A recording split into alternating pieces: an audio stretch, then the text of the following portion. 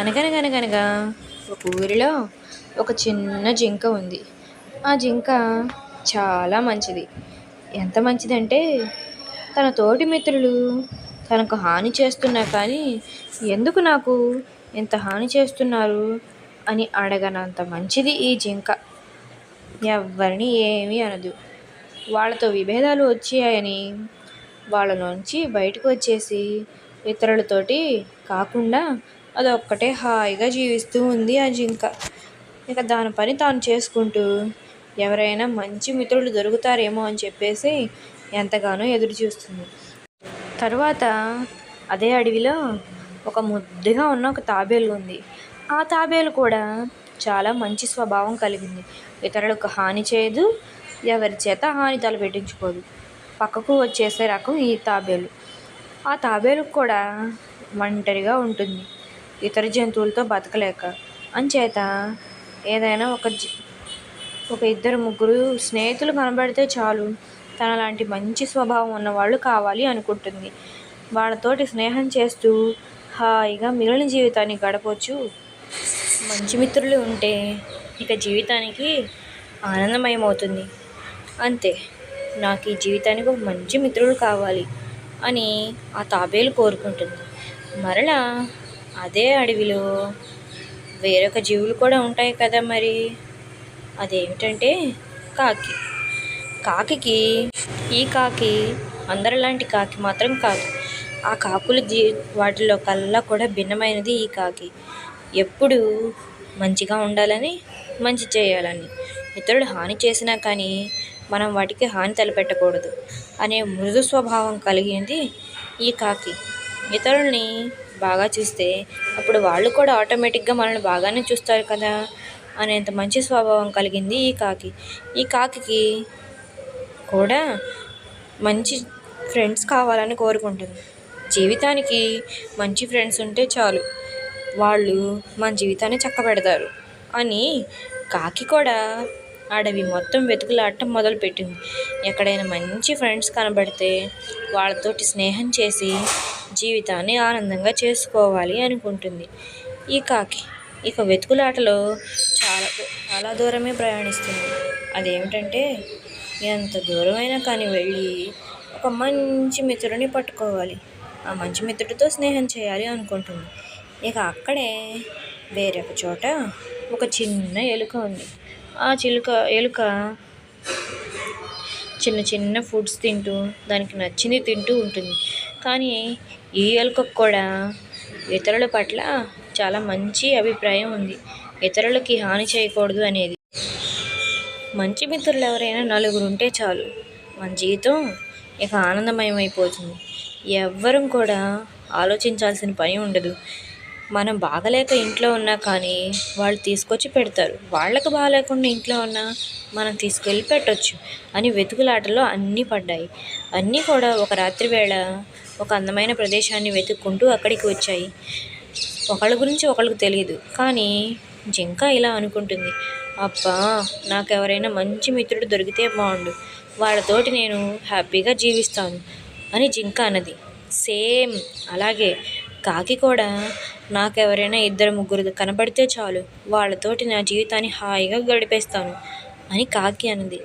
Same అలాగే తాబేలు కూడా నాకెవరైనా మంచి మిత్రులు కనబడితే చాలు, వాళ్ళతోటి నేను చాలా మంచిగా ప్రవర్తించి చాలా బాగా ఉంటాను అని తాబేలు కూడా అంది. వాళ్ళ ముగ్గురు మాటలు విన్న ఎలుక, మీ ముగ్గురు అభిప్రాయాలు ఒకటిగానే ఉన్నాయి, సేమ్ నా అభిప్రాయం కూడా అంతే, నాకు కూడా మంచి మిత్రులు కావాలని వెతుక్కుంటూ వచ్చాను, మీరు అలాగే ఉన్నారు కదా, మన అందరికీ మంచి మిత్రులు కావాలి, మనం అందరం మంచి మనసు కలిగిన వాళ్ళమే, అప్పుడు మనం ఎందుకు మంచి స్నేహితులు అవ్వకూడదు, మనం ఇకపైన కలిసి ఉందాం అని ఎలుక వాటితోటి చెప్పింది. అన్నీ సరే అని ఒప్పుకున్నాయి. ఇక నాలుగు కూడా సంతోషంగా వాటి జీవితాన్ని ఆనందమయం చేసుకుంటున్నాయి. ఎంతో సంతోషంగా జీవిస్తూ చాలా ఆనందంగా ఉంటున్నాయి. అన్నీ ప్రతిరోజు కలుసుకుంటాయి. ఎవరికి బాగలేకపోయినా కానీ మిగిలినవి తెచ్చి వాటికి ఆహారం పెడతాయి. అంత మంచితనంగా ఉంటూ చాలా ప్రశాంతంగా జీవిస్తూ ఉన్నాయి.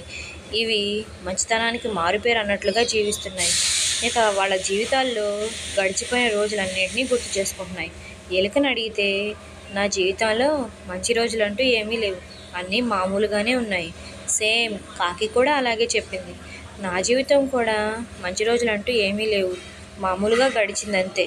కానీ జింక మాత్రం తన జీవితాన్ని గొప్పగా చెప్పడం ప్రారంభించింది. తాను ఎంతో అందమైన ప్రదేశాలు తిరిగానని, ఎన్నో చూడముచ్చటైన ప్రదేశాల్లో తిరిగి ఎన్నో అందాలను ఆస్వాదించానని, ఇక పూలల్లో, చెట్లల్లో, మొక్కల్లో ఎక్కడైనా సరే నా జీవితాన్ని చాలా ఆనందంగా మలుచుకున్నాను. నాకు నేనే పువ్వుల్లో మాత్రం ఆ వాసనలు చూస్తే చాలు, నన్ను నేనే మైమర్చిపోతాను. అంత బాగుంటాయి పువ్వుల వాసనలు. నేను వాటిలో ఉన్న మత్తు కలిగిన వాసనలను పీలుస్తూ చాలా ఆనందంగా ఉంటాను అని జింక చెప్పింది. ఇక అంతేకాదు, తన జీవిత ప్రయాణంలో కొన్ని చిన్న చిన్న జీవులను కలిశానని, వాటితోటి కొంత ఆనందంగా ఉన్నప్పటికీ అవి నా లక్షణాలతో కలిగి లేవని చెప్పింది. అంతేకాదు, ఏ చిన్న జీవి కనపడినా కానీ వాటితో ప్రేమగా మాట్లాడుతూ, జీవులతోనే కాదు మొక్కలు కనపడ్డా కానీ వాటితో ప్రేమగా మాట్లాడుతూ ఉంటాను నేను అని చెప్పింది.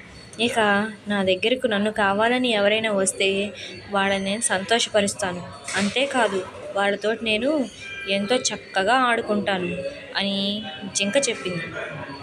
దాంతో చాలా సంతోషపడిపోయింది ఆ జింక. నా జీవితాన్ని చాలా ఆనందంగా నేనే మార్చుకున్నాను అని జింక ఎంతగానో చెప్పింది. ఆ మాటలన్నీ విన్న ఈ మూడు కూడా, అబ్బా నీ జీవితం భలే అందే అని చాలా సంతోషపడ్డాయి. కానీ మా జీవితాలు అలా లేకపోయినప్పటికీ ఇప్పటికైనా మనం నలుగురం కలిసాం, మా నలుగురి స్వభావాలు ఒకటిగానే ఉన్నాయి, మనం ఇకపైన సంతోషంగా జీవించవచ్చు అని మిగిలినవన్నీ కూడా అనుకున్నాయి. దానికి జింక, మనమందరం చాలా మంచివాళ్ళం అని అనుకున్నాయి. కానీ ఒకరోజు జింక సమావేశానికి రాలేదు. అవి ప్రతిరోజు ఒకే చోట కలుసుకుంటాయి. ఆ కలుసుకునే చోటికి జింక రాకపోవడంతో తాబేలు చాలా కంగారు పడిపోయింది. కాకి ఎక్కడ ఉన్నాడో నేను చూసి వస్తాను, నేను పైకి మొత్తం ఎగిరి ఎక్కడైనా కనిపెట్టి తప్పకుండా దాని జాడ తీసుకొని మళ్ళా వస్తాను అని కాకి చెప్పింది. అలాగే మిత్రమా, జాగ్రత్తగా వెళ్ళి హడావిడిగా వెళ్లకుండా ఎక్కడైనా ఉన్నాడేమో నిదానంగా గమనించి బాగా చూడు అని మిగిలిన ఇద్దరు మిత్రులు కాకికి చెప్పారు. అలాగే మిత్రమా, జింక మీకెలాగూ మిత్రుడు, నాకు అలాగే మిత్రుడు కదా, నేను తప్పక చూస్తాను అని ఇక అడవిలోకి వెళ్ళి పైకి ఎగిరి మొత్తం కిందికి చూస్తూ ఉంది. తన మిత్రుడు ఎక్కడున్నాడో, ఎక్కడ కనపడతాడో అని. అలా వెళ్ళి చూస్తూ ఉండగానే ఒక చోట జింక ఒక వలలో పడిపోయి ఉంది. ప్రయత్నించి నీరసించి కూర్చొని ఉండిపోయింది ఆ జింక. ఇక కాకి చూసి దాని గుండె తరుక్కుపోయింది. ఎలాగైనా తన ప్రాణమిత్రుడిని కాపాడుకోవాలని చెప్పేసి అక్కడికి నుంచి మరలా తన మిత్రుల దగ్గరికి వెళ్ళింది. ఎలుక చెప్పింది, మన మిత్రుడు ఒక వలలో ఉండిపోయాడు, దానిని ఎలాగైనా మనమే కాపాడాలి అని చెప్పింది. సరే, నేను ఇప్పుడైతే ఎలుకను తీసుకొని వెళ్తాను, నువ్వు తర్వాత రా అని చెప్పేసి తాబేలుకు చెప్పింది. ఎలుకను తీసుకొని వెళ్ళి ఆ మిత్రుడున్న ప్రదేశం దగ్గరికి తీసుకొని వెళ్ళి, ఎలుక ఒక తిండిపోతే ఎలుక కదా మరి, తింటూనే ఆ వలను మొత్తం కొరికేసింది. అప్పుడు బయటకు వచ్చిన జింక కాకికి, తన మిత్రుడైన ఎలుకకు చాలా పెద్ద థ్యాంక్స్ చెప్పింది. మిత్రులారా, మీరు నన్ను కనిపెట్టి ఆ వేటగాడి పురి నుండి నన్ను విడిపించారు, మీకు చాలా పెద్ద థ్యాంక్స్ అంటూ చెప్పింది. అంతలోనే తాబేలు దాని ప్రాణం ఉండబట్టక నిదానంగా నడుచుకుంటూ జింక ఉన్న ప్రదేశానికి వచ్చింది. మిగిలిన మిత్రులిద్దరూ చాలా భయపడిపోయారు. ఎందుకంటే ఒకవేళ వేటగాడు వచ్చాడే అనుకో, జింక పరిగెట్టుకుంటూ వెళ్ళిపోతుంది, కాకి పైకి ఎగిరిపోతుంది, ఎలుక ఎవరికి కనపడకుండా వెళ్ళిపోతుంది. కానీ ఈ మిత్రుడు ఎలాగ చేస్తాడా అని చెప్పేసి అనుకుంటున్నారు. అనుకున్న ప్రకారమే వేటగాడు వచ్చాడు. వచ్చి దానిని తీసుకెళ్ళాడు. ఒక చెరువు కనపడితే ఆ చెరువు దగ్గర నీళ్లు తాగాలని చెప్పేసి దాని కాళ్ళు చేతులు కట్టేసి అక్కడే వదిలిపెట్టాడు. ఇక దూరంగా అటువైపు తిరిగి చూస్తే జింక పడిపోయి ఉంది. కాకేమో దాన్ని పొడుచుకొని తింటున్నట్టుగా అక్కడ యాక్టింగ్ చేస్తుంది. వేటగాడు ఆ కాకిని తోలి ఆ జింకను తన భుజాన వేసుకొని తీసుకువెళ్ళాలి అని చెప్పేసి ఆ జింక వైపుగా వెళ్తూ ఉన్నాడు. అప్పుడు వాటి ఐడియా ఇతనికి తెలియదు కదా, అవి యాక్టింగ్ చేస్తున్నాయని, తన మిత్రుల్ని కాపాడుకోవాలని అనుకుంటూ ఉన్నాయి. కానీ వేటగాడికి తెలీదు. ఇక దగ్గరికి వెళ్ళగానే జింక లేచి పరిగెట్టేసింది. కాకి కూడా అక్కడి నుంచి దూరంగా వెళ్ళిపోయింది. వేటగాడు ఆశ్చర్యపోయి చూస్తూ ఉన్నాడు.